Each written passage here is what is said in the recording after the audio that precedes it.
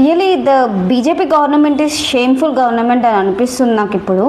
Because almost 3 parliament sections అనేది జరిగింది. 3 parliament సెక్షన్స్లో ఆపోజిషన్ పార్టీ వాళ్ళు క్వశ్చన్ చేస్తుండే about the protest and about the lathi charge on the students. అది ఎలా చేశారు, why the police has lathi charges on students అని చెప్పి ఆపోజిషన్స్ వాళ్ళు అడుగుతుంటే the BJP government is not at all answering about this protest.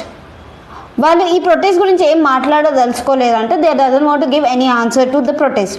And చూసుకుంటే నిన్న Rahul Gandhi after the section వెళ్ళి ఎవరికైతే దెబ్బలు తగిలాయో స్టూడెంట్స్ని వెళ్ళి కలిసి వాళ్ళతోటి మాట్లాడి then he decided to the protest the Modi's resignation గురించి and Dharmendra Pradhan and Amit Shah resignation గురించి ప్రొటెస్ట్ అనేది మోడీ వాళ్ళ ఇంటి దగ్గర మాత్రం చేశాడు. ఆ ప్రొటెస్ట్ని కూడా పోలీసు వాళ్ళు వచ్చి అంత దారుణంగా రాహుల్ గాంధీని, ప్రియాంక గాంధీని తీసుకొని వెళ్ళడం జరిగింది పోలీస్ స్టేషన్కి. ఇంత జరుగుతుంటే కూడా the BJP government is not at all responding about this protest. అంటే వాళ్ళకి స్టూడెంట్స్ వాల్యూ గురించి, స్టూడెంట్స్ గురించి ఏదీ లేదు.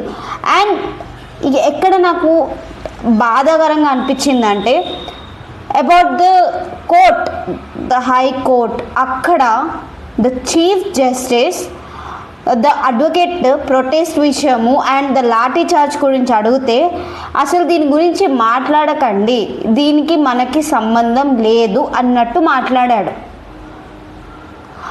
అంటే మన ఇండియాలో డెమోక్రసీ అనేది మొత్తంకి వెళ్ళిపోయిందని మీకు నేను ముందు వీడియోలో కూడా చెప్పాను. We are in the dictatorship system అని చెప్పాను మీకు. అదే ఇప్పుడు ఇది జరుగుతుంది.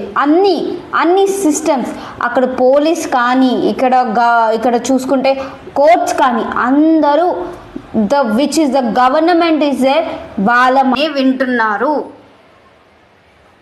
అండ్ కమింగ్ అట్ ఆల్, పార్లమెంట్లో రాహుల్ గాంధీ వెళ్ళి స్పీకర్తో మాట్లాడితే స్పీకర్ కూడా ఏమంటారంటే మీరు వెళ్ళి ఫస్ట్ గవర్నమెంట్ని దీని గురించి మాట్లాడలేదో అడగాలి అని అంటున్నాడు.